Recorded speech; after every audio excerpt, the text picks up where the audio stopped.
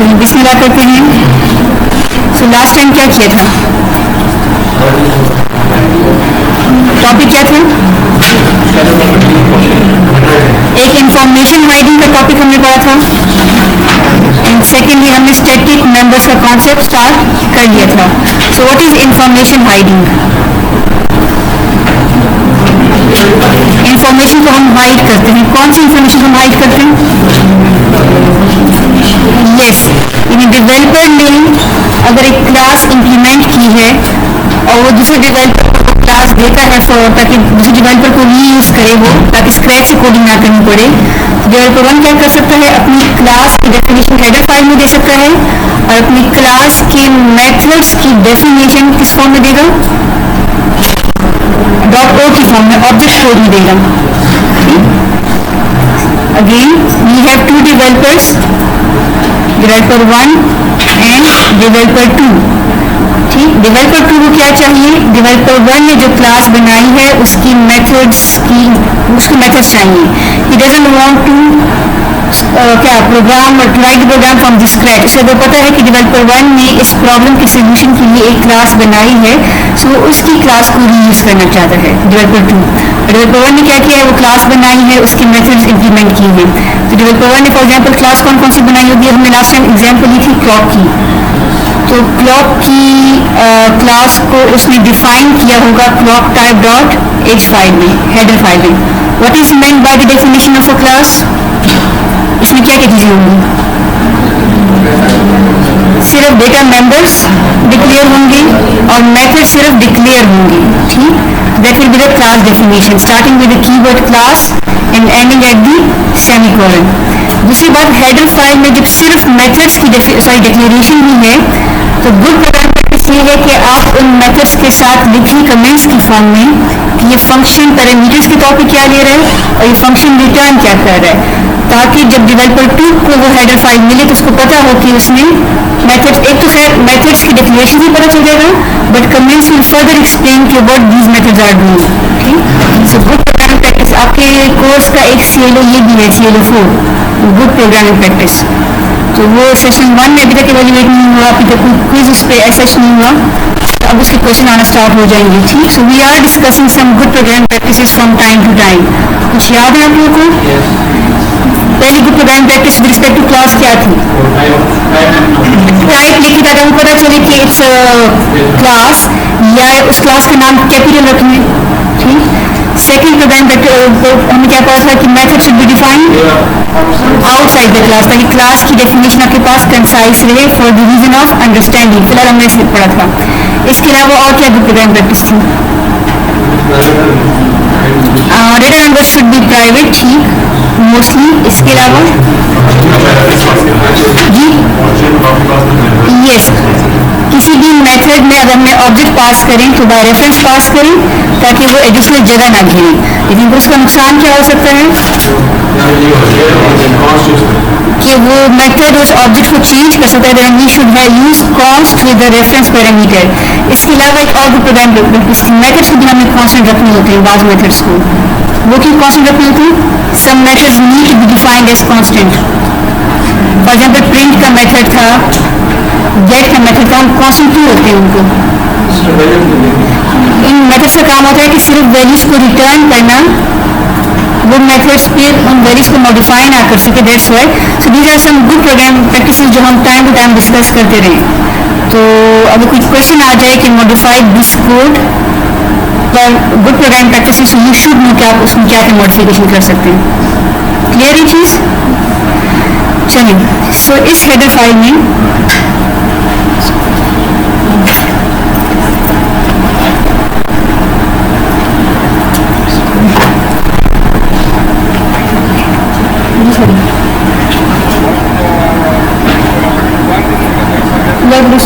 लगभग कितना बड़ी करती है। ठीक, अच्छा जी, so clock type dot h is the header file that contains the class definition only. इसके अलावा डेवलपर 1 क्या करेगा और कौन सी फाइल बनाएगा? डॉट ओ से पहले कौन सी फाइल बनाएगा? डॉट सीपीपी फाइल बनेगी ना, इसी क्लॉक टाइप डॉट सीपीपी जिसमें ये क्लास यहाँ पे डिफाइन हुई है उसके तमाम मेथड्स की इम्प्लीमेंटेशन वो इस क्लास में प्रोवाइड करेगा, लेकिन उसके लिए क्या करना पड़ेगा, hash include clock type dot H लिखना पड़ेगा अपनी सीपीपी फाइल में। ठीक, उसके बाद फिर वो इस फाइल को क्या कर लेगा, कंपाइल करेगा using what, using the switch C, यानी वो लिखेगा G++ switch C clock type dot CPP। ये स्विच सी लगाना क्यों जरूरी है, ऑब्जेक्ट कोड तो वैसे भी हम जैसे पहले भी हम लोग करते थे G++ करके डॉट CPP और डैश ओ करके कुछ बना देते थे, वो भी तो ऑब्जेक्ट कोड बनता था। इसमें चूंकि मेन फंक्शन नहीं होगा, क्लॉक टाइप डॉट CPP में मेन फंक्शन क्यों नहीं है, इसमें सिर्फ इस क्लास के मेथड्स की डेफिनेशन है, तो चूंकि मेन फंक्शन नहीं है तो हम उसका एग्जीक्यूटेबल में कन्वर्ट नहीं कर सकते, so we have to use the switch dash सी।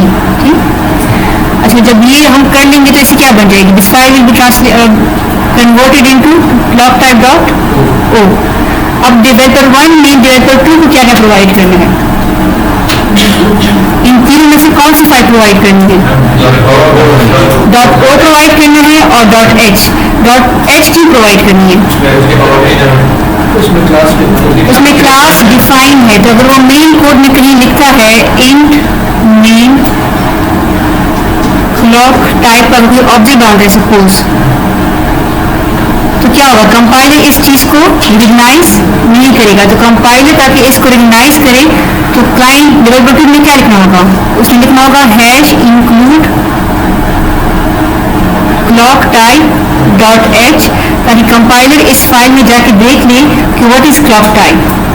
ठीक, तो ये हेडर फाइल कहाँ पड़ी होनी चाहिए, फिर डेवलपर 1 ने तो प्रोवाइड कर ली डेवलपर 2 को, लेकिन डेवलपर 2 ने ये फाइल कहाँ रखनी है, उसी फोल्डर में जहाँ पे डेवलपर 2 ने अपना ये क्लाइंट कोड लिखना है।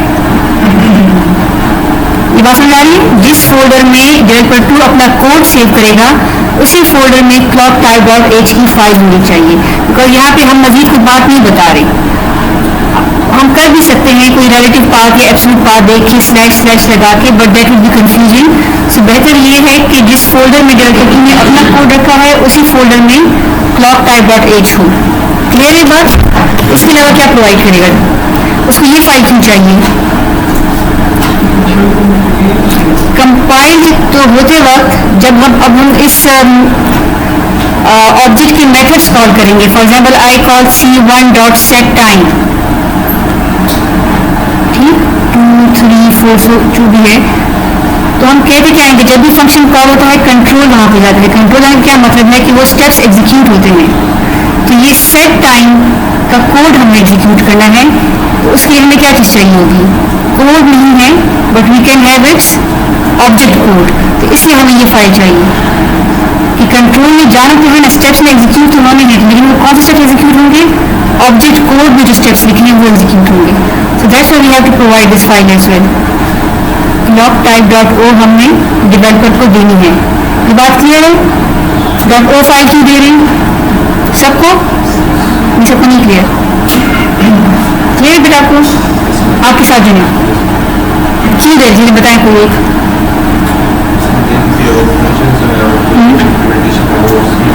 इसके अंदर है, जब भी हम फंक्शन कॉल करते हैं हमें उसकी इम्प्लीमेंटेशन तो चाहिए ही ना, तभी कंट्रोल उधर जाएगा तभी वो एग्जीक्यूट होंगे, लेकिन हम सोर्स फाइल नहीं लेना चाहते तो हम उसकी कौन सी फाइल दे रहे हैं, ऑब्जेक्ट फाइल दे रहे हैं। ठीक, ये दोनों फाइल डेवलपर 1 ने डेवलपर 2 को दे दी है, अब डेवलपर 2 ने अपना कोड जिस फाइल में लिखा हुआ है ये वाला कोड, इसको भी तो उसे सेव करना है ना, तो उसको किस फॉर्म में सेव करेगा, किस कोई भी नाम देने, फॉर एग्जाम्पल हमने नाम दिया था क्लॉक डॉट CPP का नाम दिया था इस क्लाइंट कोड को, तो अब जब वो इस कोड को कंपाइल करेगा तो अब उसने कंपाइलर को बताना है, उसने इस ओ फाइल को डॉट ओ फाइल को इस CPP फाइल के साथ लिंक करना है, तो वो कैसे करेंगे, क्या लिखेंगे उसके लिए, so the developer 2 will write G++, किस फाइल को कंपाइल करना है, क्लॉक डॉट CPP को कंपाइल करना है, और साथ में ये ऑब्जेक्ट फाइल को लिंक करना है इसके साथ, तो will just write clock type dot O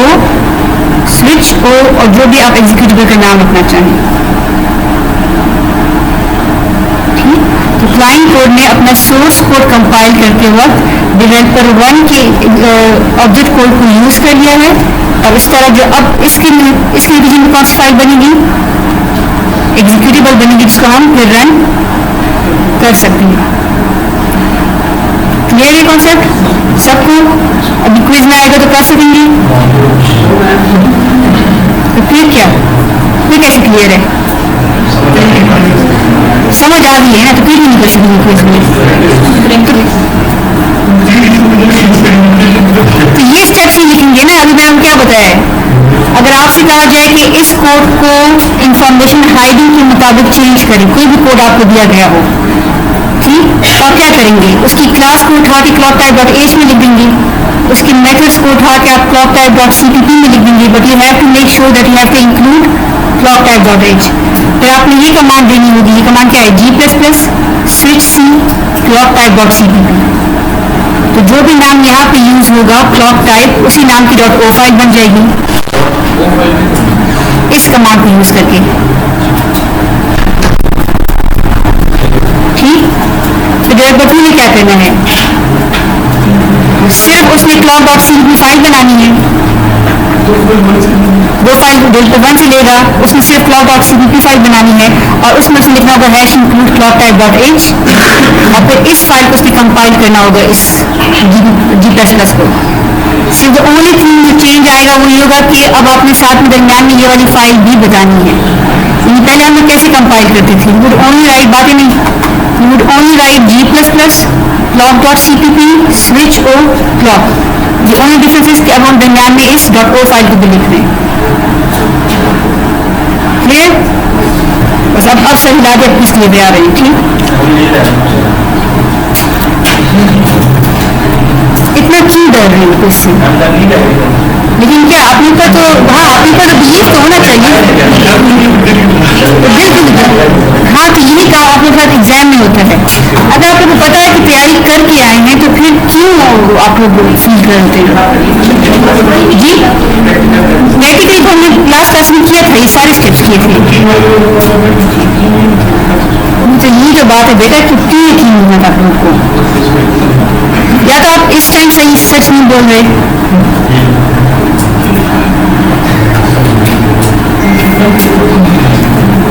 I would want every one of you to achieve very good grades in बहुत आसान सब्जेक्ट है, यानी तो पीएस ऊप और डीएस को देख लिया स्ट्रक्चर स्कोर, इजीएस्ट इज ऊप, ठीक।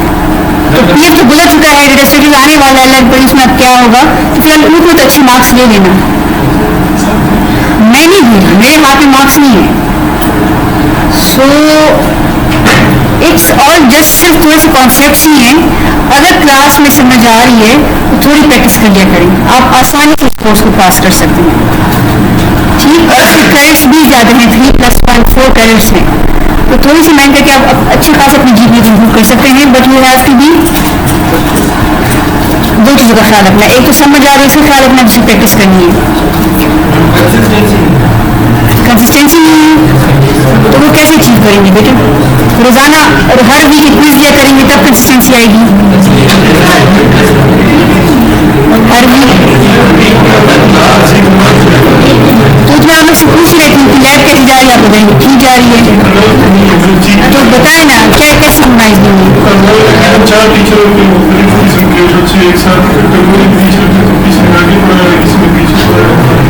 तो मुझे बताएं एक इशू जो डिस्कस हुआ था लास्ट टाइम, बात ही नहीं आपस में, पीछे जो बैठे हुए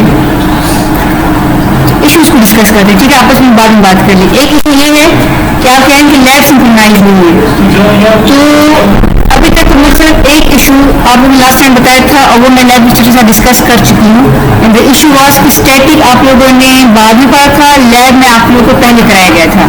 वो भी मेरी जब लैब इंस्टीट्यूट से बात हुई तो उन्होंने कहा कि मैंने इनसे पूछा कि आप लोगों ने स्टैटिक पढ़ा है, तो आई थिंक आप लोगों ने उसको स्टैटिक वेरिएबल के साथ कंफ्यूज करके यस कह दिया था, ठीक। तो चलिए वहाँ पर हम ये कहना कि मिसअंडरस्टैंडिंग हो रही थी। इसके अलावा बताएं और क्या इशू है, कोई ऐसा कॉन्सेप्ट जो आप लोगों ने लैब में किया हो लेकिन क्लास में ना किया हो जी, सारी जगह से आपकी है, ठीक है। तो देखिए आपको लगता है क्या, आपको लगता है कि लेने का लैब का इशू है, तो बताएं कि क्या इशू है जरा उसको।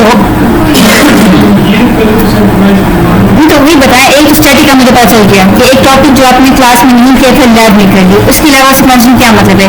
इसका मतलब ये भी हो सकता है कि तो वो लैब में प्रैक्टिस नहीं हो रही, यानी कॉपी कंस्ट। इससे पहले क्या चीजें पढ़ी है, कॉपी कंस्ट्रक्ट हुआ अब तक लैब में नहीं हुआ। अच्छा चलिए, इस वीक अभी लैब बैठी है, कल है ना। अच्छा अगर इस वीक की लैब, स्टॉप द रिकॉर्डिंग उसकी तरह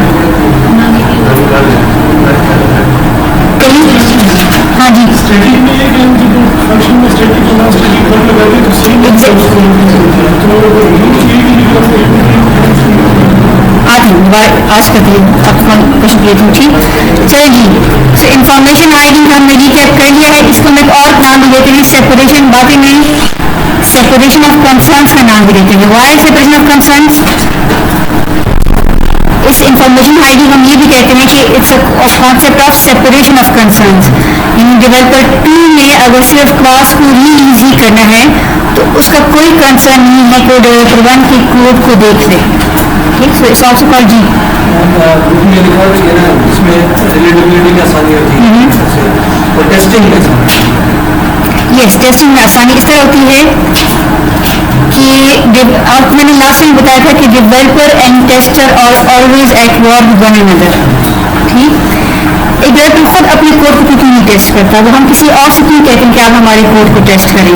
because when you develop a code you unintentionally become biased in the sense कि आपको पता है कि मैंने कोड किस तरह लिखा हुआ है, किस इनपुट को ध्यान में रख के लिखा हुआ है और किस आउटपुट को ध्यान में रख के लिखा हुआ है।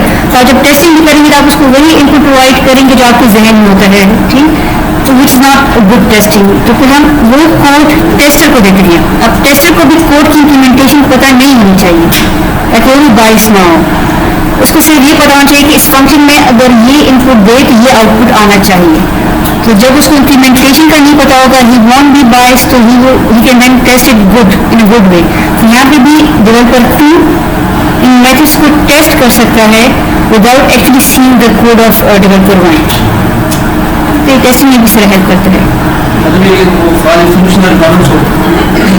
यस, फंक्शन रिक्वायरमेंट्स यहाँ पे टेस्ट कर देते हैं कि अगर ये इनपुट दी जाए ये आउटपुट आ रही है नहीं आ रही, उस कोड को नहीं देखेगा। उसको हम क्या कहते हैं, ब्लैक बॉक्स टेस्टिंग कहते हैं। So what is black box testing, आप अंदर नहीं देख रहे। तो ब्लैक बॉक्स कहते किसी हैं, वो जहाज़ों में यूज होता है ना ब्लैक बॉक्स फॉर रिकॉर्डिंग। अक्सर जब वहाँ पास कोई चीज़ प्लेन क्रैश करता है तो ब्लैक बॉक्स की रिकॉर्डिंग देखी जाती है। तो उसको ब्लैक बॉक्स कहते क्यों है, इट्स ओनली फॉर रिट्रीविंग। तो ब्लैक बॉक्स टेस्टिंग में होता है कि आपने सिस्टम के ऊपर या फंक्शन के ऊपर कोई ब्लैक कपड़ा डाल दिया है, यू कैन नॉट सी कि उसके अंदर क्या है। आप सिर्फ ये देख सकते हैं कि अगर ये इनपुट दी जाए तो आउटपुट क्या आनी चाहिए। तो उसके लिए भी आपके पास सिर्फ इम्प्लीमेंटेशन ना दिखाएं, सिर्फ उनको .o फाइल दें, ठीक। सो जब इतनी चीज़ें मुझे लगता है कि 2 बच्चे रीडिंग असाइनमेंट के तौर पर बुक्स को पढ़ते हैं, बाकी बुक्स नहीं पढ़ते। तो बुक पढ़ने की आदत डाल दिया करें मेरे, बिकॉज बुक में जो चीज़ जिस तरह कॉन्टेक्स्ट के साथ बयान की जाती है, जिस सीक्वेंस के साथ बयान की जाती है, उसका क्या कहें, उसकी पहले में कोई चीज़ नहीं। चाहे आप जितनी यूट्यूब वीडियोस देख लें, चाहे आप जितना कोई और तरीका देख लें, बट बुक का नैनो बदल नहीं हो सकती।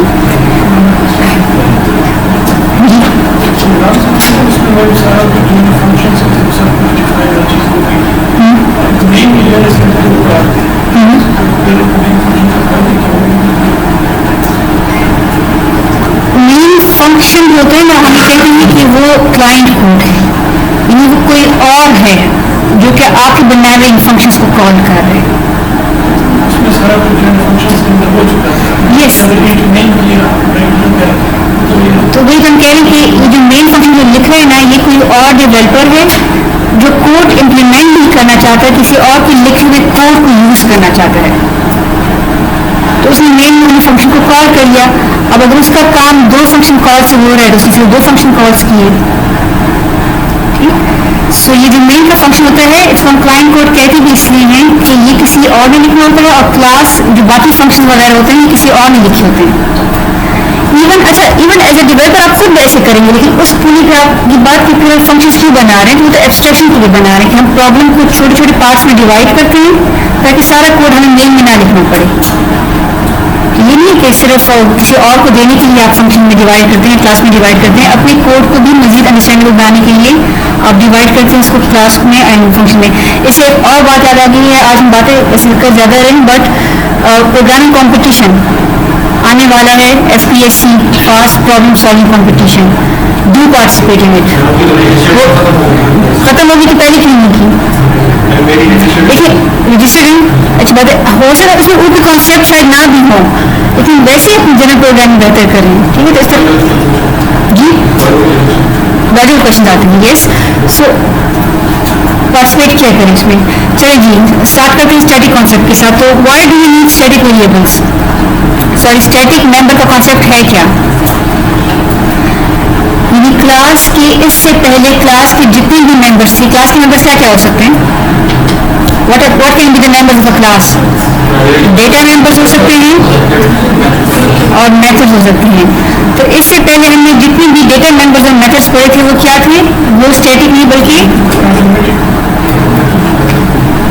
वो नॉन स्टैटिक थे। इसमें हम पूछिए, so what is main bye non static? कि जितने भी डेटा मेंबर्स बनते थे वो हम किसी एक ऑब्जेक्ट के साथ एसोसिएट करते थे। बात ही नहीं था, आप बहुत बातें कर रहे हैं। सो जो नॉन स्टैटिक मेंबर्स होते हैं they are associated with the object. इसका क्या मतलब है कि फॉर एग्जांपल हमने क्लॉक टाइप की क्लास बनाई थी, उसके कितने मेंबर्स थे? 3 आवर मिनट सेकंड। तो ये तीनों मेंबर्स हर एक ऑब्जेक्ट के लिए बनते हैं, that's why we call them non static. They would exist for each object और हर ऑब्जेक्ट की वैल्यू डिफरेंट होंगी दूसरे ऑब्जेक्ट से। इसी तरह मेथड्स को नॉन स्टैटिक क्यों कह रहे थे? हालांकि हम तो कहते हैं कि मेथड जो है वो हर ऑब्जेक्ट के लिए अलग से कॉपी नहीं बनती, तो फिर इनको हम नॉन स्टैटिक क्यों कहते हैं? अलग से कॉपी नहीं बनती, लेकिन हर मेथड को कॉल करने के लिए आपको किसी ऑब्जेक्ट के साथ उसको कॉल करना पड़ेगा। आई can not call these methods independent of the object. तो जिस ऑब्जेक्ट के साथ भी ये मेथड्स कॉल होंगे उसी ऑब्जेक्ट की डेटा नंबर्स को चेंज कर सकते हैं। इट मीन्स कि ये मेथड भी किसके साथ एसोसिएटेड है? ऑब्जेक्ट के साथ। तो इससे पहले हमने जितने भी डेटा नंबर्स पढ़े थे या मेथड्स देखे थे they were associated with the objects of the class. But हमने लास्ट टाइम बात की थी कि some time we need such information which is not specific to the objects but it has something to do with the class. यानी concept के साथ तो कोई उनका ताल्लुक होता है लेकिन ऑब्जेक्ट के साथ ताल्लुक नहीं होता। तो इसकी एग्जाम्पल हमने क्या देखी थी? विच एग्जाम्पल हमने कहा था कि ये काउंट, ठीक। फॉर एग्जाम्पल अगर आप बनाते हैं क्लास स्टूडेंट और स्टूडेंट के डेटा नंबर्स क्या हो सकते हैं? First name, last name, GPA, semester, ये सारे क्या होंगे? ये नॉन स्टैटिक होंगे बिकॉज हर स्टूडेंट के लिए इनकी वैल्यूज डिफरेंट होंगी। लेकिन जो काउंट का डेटा नंबर है उसको हमें नॉन स्टैटिक अगर बनाएंगे तो क्या होगा? हर स्टूडेंट के साथ फिर हमें इस इंफॉर्मेशन को रखने की जरूरत पड़ेगी, विच शुड बी सेम। काम तो सेम होगा ना पूरी क्लास का, तो आप हर स्टूडेंट के साथ ये इंफॉर्मेशन क्यों सेव करेंगे? ये इंफॉर्मेशन तो पूरी क्लास के बारे में है ना, ऑब्जेक्ट के बारे में नहीं है। तो इस चीज को हम कहते हैं स्टैटिक। दैट इंफॉर्मेशन जो पूरी क्लास के लिए हो लेकिन हर ऑब्जेक्ट के लिए अलग से ना हो। तो हम करते कैसे हैं? We use the keyword static. तो जिस डेटा मेंबर के साथ हमने कीवर्ड स्टैटिक यूज कर लिया है इट मीन्स कि अब ये जो ऑब्जेक्ट है, ये डेटा मेंबर है, ये हर ऑब्जेक्ट के लिए नहीं बनेगा, ये सिर्फ पूरी क्लास के लिए एक ही दफा बनेगा। ठीक, यहाँ पे बात क्लियर है। इसी तरह मेथड भी आपके पास स्टैटिक हो सकते हैं। उसका क्या मतलब है? जब मेथड स्टैटिक हो जाता है इट मीन्स कि उस मेथड को कॉल करने के लिए आपको किसी ऑब्जेक्ट की जरूरत नहीं है, आप उसको कोई ऑब्जेक्ट बनाए बगैर भी कॉल कर सकते हैं। तो इस चीज को समझने के लिए एग्जाम्पल देखते हैं। Yes, let's have look at this example और फिर आपका क्वेश्चन कॉन्सेप्ट क्लियर हो जाएगा। सो वी हैव क्लास का नाम है इलस्ट्रेट। Y illustrate? इसे अपना ये किसी कॉन्सेप्ट को रिप्रेजेंट नहीं कर रहा, लेकिन ये सिर्फ स्टैटिक वेरिएबल को समझाने के लिए क्लास बनाई गई है। ठीक, दैट्स व्हाई इस क्लास का नाम है इलस्ट्रेट। यू कैन सी कि इस क्लास में क्या है? डेटा मेंबर्स हैं और मेथड्स हैं और सिर्फ डिफाइन हुए हैं। यस, तो इस फाइल को हम इस क्लास में हम किस में सेव करेंगे फिर? .h. So we'll save this file as illustrate.h. Clear है बात? अब इसमें मेंबर्स कौन कौन से हैं? स्टैटिक इंट काउंट, यहाँ पे हम लोग क्या कर रहे हैं, एक डेटा मेंबर को स्टैटिक भी बना रहे हैं and at the same time वो क्या है, पब्लिक भी है। तो क्या डेटा मेंबर पब्लिक हो सकते हैं? हो तो सकते हैं, ठीक है। गुड प्रोग्रामर की शर्त है कि आप डेटा मेंबर्स को प्राइवेट तब बनाते हैं जब हम चाहते हैं कि कोई उसको इलीगल वैल्यू ना दे क्लाइंट कोड में। लेकिन फिर हम समझने के लिए हमने क्या किया है, इस डेटा मेंबर को पब्लिक बनाया हुआ है और साथ में इसको स्टैटिक भी बना दिया है by having the word static. ये क्या फंक्शन है? void print const। ये एक मेथड है जो प्रिंट करेगा किसको? इस क्लास की डेटा मेंबर्स को, ठीक। और कॉन्स्ट में लिखा हुआ है ताकि ये मेथड उन डेटा मेंबर्स को सिर्फ प्रिंट कर सके, चेंज ना कर सके। अब इस मेथड के साथ मैंने स्टैटिक नहीं लिखा हुआ, it mean it's a non static method. It means कि इसको कॉल करने के लिए मुझे क्लास में कोई ना कोई ऑब्जेक्ट बनाना पड़ेगा और उस ऑब्जेक्ट पे डॉट लगा के इस मेथड को कॉल करूंगी। तो अब ये जिन भी डेटा मेंबर्स को प्रिंट करेगा वो किसके डेटा मेंबर्स होंगे? वो उस ऑब्जेक्ट के होंगे जिसके साथ हमने इसको कॉल किया होगा। ये क्या चीज़ है? Again it's a shutter method, data number को सेट कर रहे हैं, लेकिन किस डेटा नंबर को सेट कर रहे हैं? As the name indicates it will only set x, ठीक। इसके साथ कॉन्स्ट क्यों नहीं लिख रहा? बिकॉज सेट कर रहे डेटा नंबर को चेंज कर रहे हैं, जिसको हम कॉन्स्ट नहीं कर सकते। Again this is another method increment y, as the name indicates क्या करेगा? ये y की वैल्यू को इंक्रीमेंट करेगा, बट ये स्टैटिक मेथड है। इसका क्या मतलब है? तो ऑब्जेक्ट ना भी बनाए तो फिर भी हम इसको कॉल कर सकते हैं। कैसे कॉल करते हैं हम आगे देखते हैं, ठीक। ये क्या चीज़ है? ये कंस्ट्रक्टर है। कैसे पता कंस्ट्रक्टर है? एक तो नेम वो है जो क्लास का नेम है, और ये कौन सा कंस्ट्रक्टर है? पैरामीटराइज भी है और डिफॉल्ट भी है। कैसे पता पैरामीटराइज है? बिकॉज यूर पास का पैरामीटर। और कैसे पता चला कि डिफॉल्ट है? पैरामीटर डिफॉल्ट वाली भी है। गुड। डेटा नंबर्स कौन कौन से हैं? इसे कितने डेटा नंबर्स हैं टोटल? 3। एक पब्लिक है, 2 प्राइवेट हैं, तो 3 डेटा नंबर्स हैं और मेथड्स इसके हमने सारे पब्लिक रखे हैं। अच्छा, यू कैन सी कि प्राइवेट मेंबर भी एक स्टैटिक है, तो इट मीन्स कि स्टैटिक आपके पास डेटा नंबर भी हो सकता है, मेथड भी हो सकता है, और वो पब्लिक भी हो सकता है और प्राइवेट भी हो सकता है। क्लियर है बात जी? ये y ये ऑब्जेक्ट के बगैर फंक्शन की सॉरी क्लास के साथ भी हो सकता है, लेकिन चूंकि प्राइवेट है तो डायरेक्ट एक्सेस नहीं करेंगे, आते हैं इसमें, ठीक। पहले क्लास से मिलेगी क्लास। अच्छा, तो जब ये क्लास बन जाएगी, इसको मैं सेव कर लिया .h की फाइल में। अब इन मेथड्स को किस में इंप्लीमेंट करेंगे? किसी और फाइल जिसका नाम क्या हम रखेंगे? .cpp, illustrate.cpp।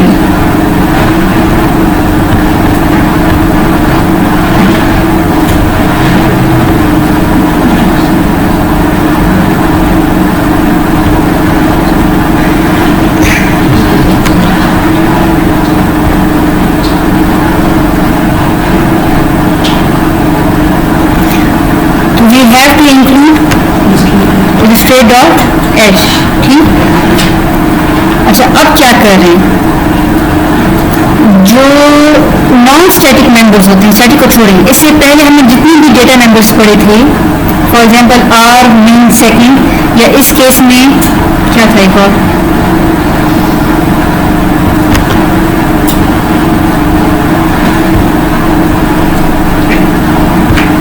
इस केस में x जो है वो नॉन स्टैटिक है। तो जो जितने भी नॉन स्टैटिक मेंबर्स होते हैं वो कहाँ इनिशियलाइज होते हैं?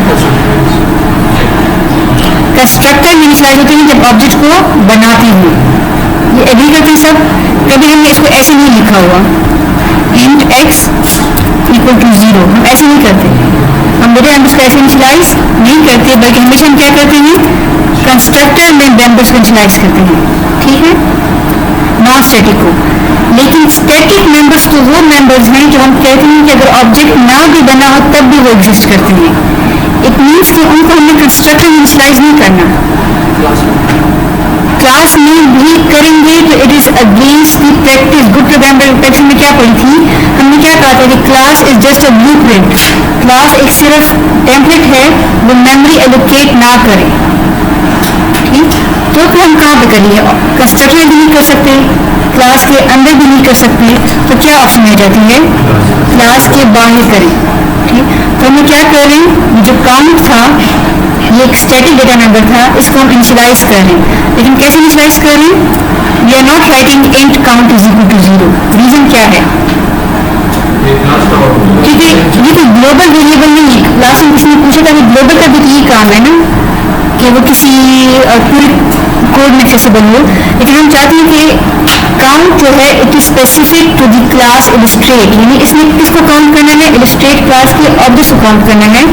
तो चूंकि क्लास का कॉन्सेप्ट है तो इसको हमने क्लास का मेंबर बनाया है, लेकिन चूंकि स्टैटिक मेंबर है तो उसको हम क्लास का नाम लिख के इस तरह एक्सेस कर रहे हैं।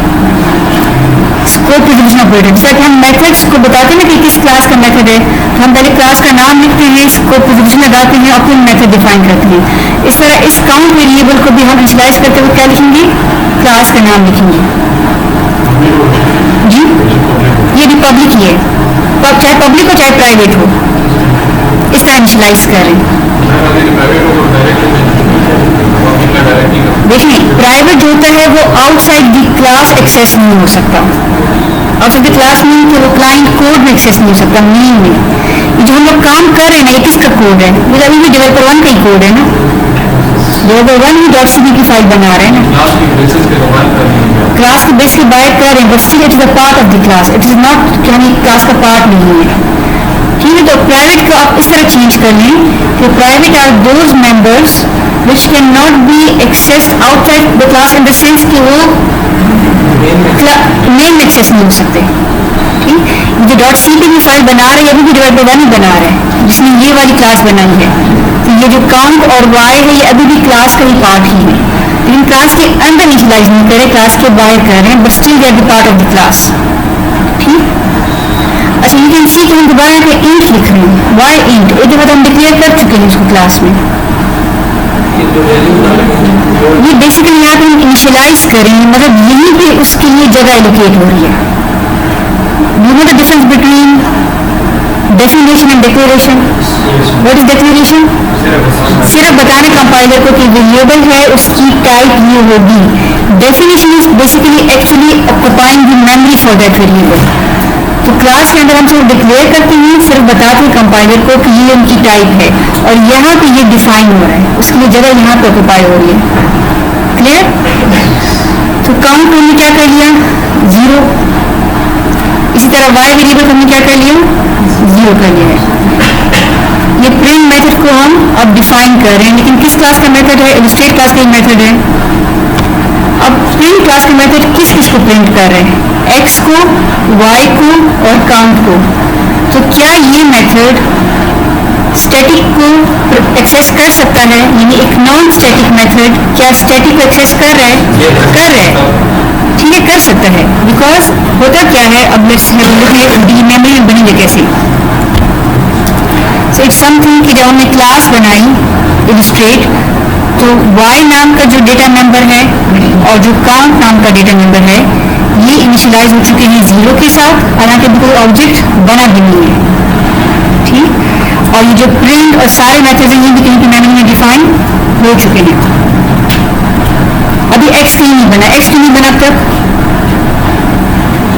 Because x is a non static member और वो सिर्फ ऑब्जेक्ट का पार्ट होता है, तो जब ऑब्जेक्ट भी नहीं बनेगा तब तक x भी नहीं बन सकता। लेकिन चूंकि y और काउंट दोनों स्टैटिक हैं तो ये ऑब्जेक्ट के बगैर भी बन चुके हैं। क्लियर, अगर हम क्लास का सेटिंग के को रेजोल्यूशन करा के x को इनिशियलाइज करें तो एरर देगा, वो एरर देगा, क्योंकि वो अब नॉन स्टैटिक है, वो आप क्लास के साथ नहीं कर सकते, उसके लिए आपको ऑब्जेक्ट बनाना पड़ेगा। ठीक,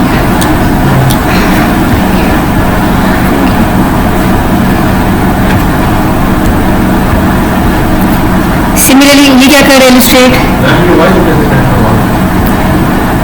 बिकॉज नॉन स्टैटिक मेथड है तो उसी क्लास का ना, तो non static method static numbers को एक्सेस कर सकता है। हाँ ये फंक्शन इसको यस, लेकिन अपनी क्लास के मेथड्स अपनी प्राइवेट मेंबर्स को एक्सेस कर सकते हैं, ठीक। इसलिए वो एक्स को आपको नहीं कि एक्स को कुछ आउट करा रहा है, एक्स भी तो प्राइवेट है। तो मेथड जिस ऑब्जेक्ट पे कॉल होता है उस ऑब्जेक्ट की प्राइवेट मेंबर को भी वो कॉल कर सकता है और उस क्लास की प्राइवेट मेंबर्स को भी कर सकता है, जो स्टैटिक है। ये क्या करेगा set x, it is setting value to be x only. क्या मैं यहाँ पे y इज इक्वल टू 10 लिखूं तो क्या होगा, हो सकता है नहीं हो सकता, सोच के बताएं, हो सकता है नहीं हो सकता, हो सकता है। जैसे ये प्रिंट एक नॉन स्टैटिक था, अगर वो स्टैटिक को एक्सेस कर सकता है तो सेट एक्स भी स्टैटिक को एक्सेस कर सकता है। दूसरा इसका मकसद ये है कि उसने एक्स को चेंज करना है। इंक्रीमेंट y क्या कर रहे हैं, y को इंक्रीमेंट कर रहे हैं, लेकिन इंक्रीमेंट y क्या मेथड था, स्टैटिक है नॉन स्टैटिक था, दिस वाज स्टैटिक, लेकिन यहाँ पे दोबारा लिखने की जरूरत नहीं है। इसी तरह यहाँ पे जो हम काउंट को इनिशियलाइज कर रहे थे तो हम स्टैटिक नहीं लिख रहे थे, इट मीन्स कि स्टैटिक का कीवर्ड हम सिर्फ क्लास की डेफिनेशन में बताएंगे, क्लास के बाहर दोबारा स्टैटिक लिखने की जरूरत नहीं है, ठीक। अब बताएं, if increment y is a static method, ठीक, और वो स्टैटिक वेरिएबल को चेंज कर रहा है, क्या वो नॉन स्टैटिक वेरिएबल को चेंज कर सकता है, क्या ये ऐसे कर सकेगा, सो क्यों स्टैटिक मेथड नॉन स्टैटिक को कॉल करता है। क्यों वेरी इंटरेस्टिंग, क्यों, ये तो आप सोच के बताए ना कि मैंने क्यों कहा। अगर तो इंक्रीमेंट y एक स्टैटिक मेथड है, इसका क्या मतलब है कि ये ऑब्जेक्ट के बगैर भी इसको हम कॉल कर सकते हैं। सपोज आपने क्लास का कोई ऑब्जेक्ट ना बनाया हो, I can still call increment y, ठीक। तो जब एक ऑब्जेक्ट ही नहीं बना तो ये x किसका डेटा नंबर होगा, फिर किसी का नहीं हो सकता ना। मैं ये कह रही हूँ कि इंक्रीमेंट y को मैं ऑब्जेक्ट बनाए बगैर कॉल कर सकती हूँ, तो अगर ऑब्जेक्ट बनाए बगैर कॉल कर सकती हूँ तो फिर ये x किसका डेटा नंबर होगा, इसका हो तो नहीं सकता ना। It means I can not access non static in static, non static को स्टैटिक में नहीं कर सकते, लेकिन स्टैटिक को नॉन स्टैटिक के अंदर एक्सेस कर सकते हैं। अगर ऑब्जेक्ट बना भी नहीं तो फिर किस ऑब्जेक्ट के एक्स को चेंज करेगा, क्योंकि इसको तो मैं कॉल कर सकती हूँ with the class name as well, तो फिर देखिए इंक्रीमेंट y को मैं कॉल कैसे करूँगी, क्लाइंट कोड में I will write illustrate scope resolution increment y। अब अगर मैं इसके अंदर x को चेंज करूँगी तो इस इंक्रीमेंट y को तो मैं किसी ऑब्जेक्ट पे कॉल ही नहीं कर रही, तो वो x किसका होगा, दैट्स द क्वेश्चन, ठीक। So static methods can access non static variable, ठीक बोल रही गलत बोल रही, गलत। Static methods can not access non static, but non static methods can access the static, because static पूरी क्लास के लिए है, तो जो पूरी क्लास के लिए इट मीन्स कि वो ऑब्जेक्ट के लिए भी है। इसको हम क्लाइंट कोड में देखेंगे ये चीज़ें क्लियर हो जाएंगी। और ये क्या चीज़ है, इट्स जस्ट अ कंस्ट्रक्टर। अच्छा ये डॉट सीपीपी फाइल बन गई, अब क्या करना है इसके साथ, अब इसका ऑब्जेक्ट कोड बनाएंगे, कैसे बनाएंगे, ऑब्जेक्ट कोड ऑलरेडी बना है, इसको डिलीट कर लेते हैं, लेट्स अगेन कंपाइल इट। कैसे ये G++ वो जो कह रहे थे कि शगी अब हो रहा है, ठीक, G++ switch C illustrate dot CPP, ठीक है। लेट्स सी उसकी ऑब्जेक्ट फाइल बनी या नहीं बनी, सो दिस इज illustrate.o। अब ये illustrate.o और ये illustrate.h हम किसको प्रोवाइड कर लेंगे, दूसरे डेवलपर को प्रोवाइड कर लेंगे, और वो इन दोनों को कहाँ पे यूज करेगा, किसी और फाइल में, and let's have the name illustrate test.cpp। अब ये क्लाइंट कोड है आपका, और इसमें आपको क्या यूज करना पड़ेगा, #include illustrate.h। अब जब ये ऑब्जेक्ट बनेगा, अब बताएं ऑब्जेक्ट 1 के कितने डेटा नंबर्स होंगे, ऑब्जेक्ट 1 के कितने डेटा नंबर्स होंगे, एक ही होगा, बाकी दो तो ऑलरेडी बन चुके हैं। नॉन स्टैटिक उसका एक ही मेंबर है जो कि क्या है, x है, जो भी इसका नाम था illustrate object 1 उसका एक ही डेटा नंबर है जो कि क्या है, x है। y और count क्लास की मेंबर्स हैं, उन्होंने ऑलरेडी जगह घेरी हुई है, उनकी ऑलरेडी वैल्यू क्या है 0 है, और इस x की क्या वैल्यू मिलेगी बताएं, क्या मिली इसकी वैल्यू 3। अगर मैं 3 यहाँ पास करती तो क्या वैल्यू मिलती इसको 0 बाय डिफॉल्ट। ठीक, इसी तरह इलस्ट्रेट ऑब्जेक्ट 2 जो बना है उसके कितने डेटा मेंबर्स हैं, उसका भी एक ही है विच इज x, और इसकी वैल्यू क्या है 5। यहाँ तक बात क्लियर है। अब इंक्रीमेंट y, इसको हम कैसे कॉल कर रहे हैं,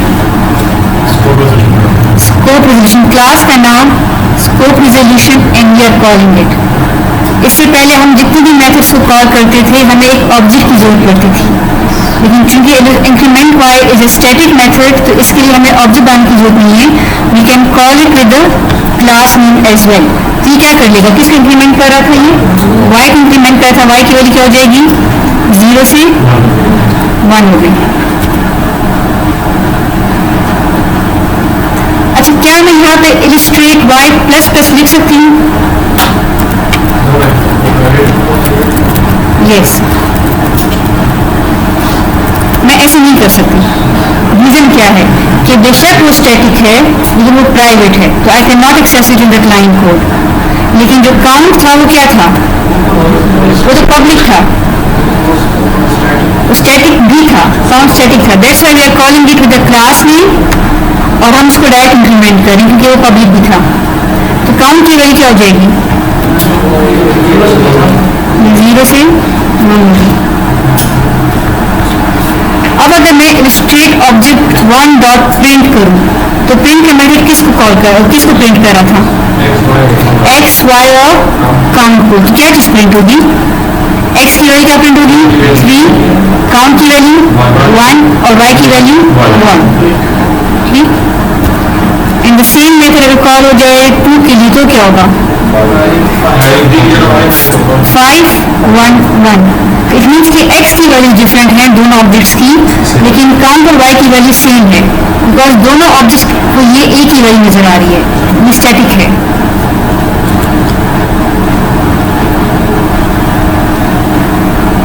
अच्छा, ये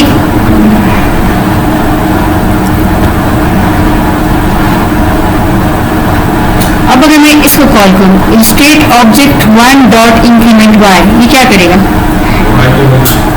अब एक स्टैटिक मेथड को मैं कॉल कर रही हूँ यूजिंग एन ऑब्जेक्ट, क्या मैं कर सकती हूँ या नहीं कर सकती हूँ। वो static is just like public property, ठीक है, आप उसको क्लास के थ्रू भी एक्सेस कर सकते हैं, आप उसको ऑब्जेक्ट के थ्रू भी एक्सेस कर सकते हैं। तो ये किसको इंक्रीमेंट कर देगा y को, तो y की वैल्यू क्या हो जाएगी 2, लेकिन सब के लिए 2 हो जाएगी। अब अगर आप इलस्ट्रेट ऑब्जेक्ट 2 डॉट प्रिंट करेंगे तो आपको क्या नजर आएगा 5 2 1। इट मीन्स कि स्टैटिक वेरिएबल को हम क्लास के थ्रू भी चेंज कर सकते हैं, क्लास का नाम लगा के उनको हम ऑब्जेक्ट के थ्रू भी चेंज कर सकते हैं।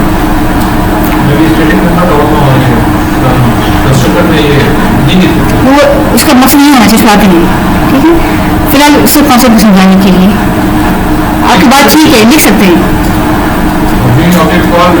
जी ऑब्जेक्ट बने वो इंक्रीमेंट हो जाएगा, जितने जितने ऑब्जेक्ट्स बनेंगे उतने ही आपके पास काम होंगे, तो उसका यूजली पर्पज यही होता है हमने कंस्ट्रक्टर के अंदर इसको इंक्रीमेंट करना था। मैं फिलहाल आपको शुरू समझा रही हूँ कि स्टैटिक नॉन स्टैटिक के अंदर कॉल हो सकते हैं, नहीं हो सकते हैं, vice versa. Illustrate int as equal to 0, ये क्या करेगा, सॉरी ये ऑब्जेक्ट क्या करेगा, object 1 dot set x, x की वैल्यू को चेंज करेगा, लेकिन किसके एक्स की वैल्यू को, ऑब्जेक्ट 1 की एक्स की वैल्यू को, तो वो क्या हो जाएगी 3 से 8 हो जाएगी।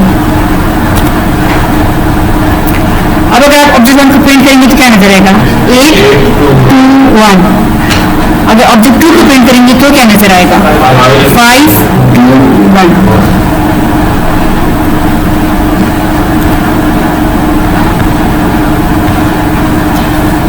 इसी तरह इंक्रीमेंट 1 y को हम ऑब्जेक्ट 2 के साथ भी कॉल कर सकते हैं, तो ठीक है, तो y की वैल्यू हो जाएगी 3 हो जाएगी, उसकी x की वैल्यू हो जाएगी 23 हो जाएगी। तो अब अगर आप ऑब्जेक्ट 2 को प्रिंट करेंगे तो अभी क्या नजर आएगा 23 3 एंड 1। तो कॉन्सेप्ट क्लियर हो गया, ठीक।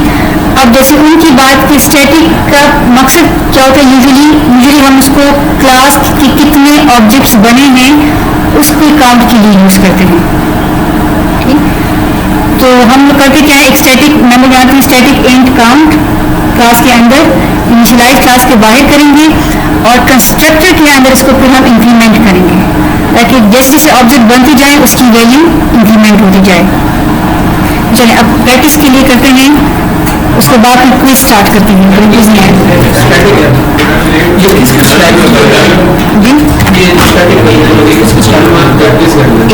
Stop recording. अब बताएं